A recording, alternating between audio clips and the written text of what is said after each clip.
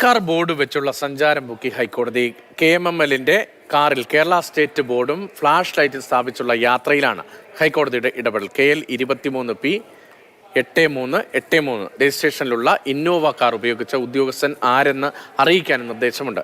Chief ജസ്റ്റിസിനെ യാത്രയാക്കാൻ എയർപോർട്ടിലേക്ക് പോകും വഴി ജസ്റ്റിസ് അനിൽ K. നരേന്ദ്രനാണ് വാഹനം കണ്ടത്.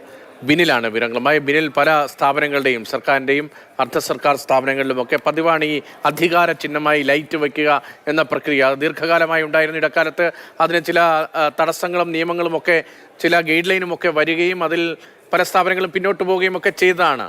ഈ വാഹനവുമായി ബന്ധപ്പെട്ട് ഏത് തരത്തിലുള്ള ഇടപെടലാണ് ഹൈക്കോടതിയുടെ ഭാഗത്തു നിന്ന് ഉണ്ടാകുന്നത്? മാത്രമല്ല IAS IPS ഉദ്യോഗസ്ഥരുടെ ഭാഗത്ത് നിന്ന് കർശനമായ വാഹന നിയമ ലംഘനം ഉണ്ടായിട്ടും നടപടിയില്ലാതെ പോകുന്നത് എന്തുകൊണ്ടാണ് എന്ന് ഹൈക്കോടതി ഇന്നലെ ചോദിച്ച സാഹചര്യത്തിൽ ഇതിന് പ്രസക്തി കൂടുകയാണ്.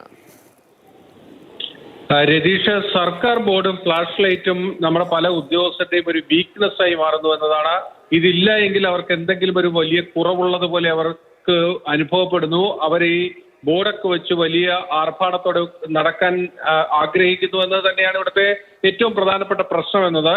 ഇവിടെ മറ്റൊരു ഇഷ്യൂ കൂടിയുണ്ട്. അതായത് സർക്കാരിന് ഖജനാവ് വലിയ പ്രതിസന്ധിയിലായപ്പോൾ പുതിയ വാഹനങ്ങൾ വാങ്ങുന്നതിന് പല നിയന്ത്രണങ്ങളുമുണ്ട്.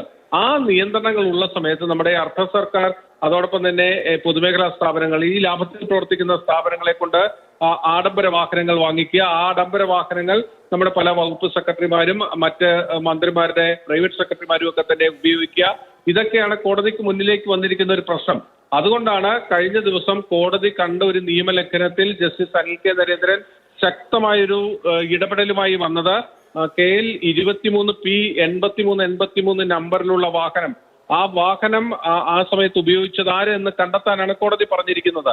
അതോടൊപ്പം തന്നെ ഈ നിയമലംഘനങ്ങൾ ഭാവിയിൽ തുടരാതിരിക്കാനുള്ള നിർദ്ദേശങ്ങളും കോടതിയുടെ ഭാഗത്തു നിന്ന് വന്നിരിക്കുന്നു. ഈ പൊതുമേഖലാ സ്ഥാപനങ്ങളുടെ വാഹനങ്ങൾ മന്ത്രിമാരുടെ പേഴ്സണൽ സ്റ്റാഫുകൾ ഉപയോഗിക്കുന്നുണ്ടോ എന്നുകൂടി ഒരു ചോദ്യം കോടതിയുടെ ഭാഗത്ത് നിന്ന് വന്നിരിക്കുന്നു. ഒപ്പം തന്നെ IAS ഉദ്യോഗസ്ഥർ ഈ ഫ്ലാഷ് ലൈറ്റ് ഉപയോഗിക്കുന്നതിനെതിരെ കോടതിയുടെ വിമർശനവും ഉണ്ടായിരിക്കുന്നു. എന്തടിസ്ഥാനത്തിലാണ് ഈ IAS ഉദ്യോഗസ്ഥർ ഫ്ലാഷ് ലൈറ്റ് ഉപയോഗിക്കുന്നതെന്നാണ് കോടതി ചോദിക്കുന്നത്. ഇവിടെ ഫ്ലാഷ് ലൈറ്റ് ഉപയോഗിക്കേണ്ട ഉദ്യോഗസ്ഥർ, അവർക്ക് കൃത്യമായി മാനദണ്ഡമുണ്ട്. ആർക്കൊക്കെയാണ് ഇത് ഉപയോഗിക്കാൻ കഴിയുന്നതെന്ന് കൃത്യമായി പറയുന്നുണ്ട്.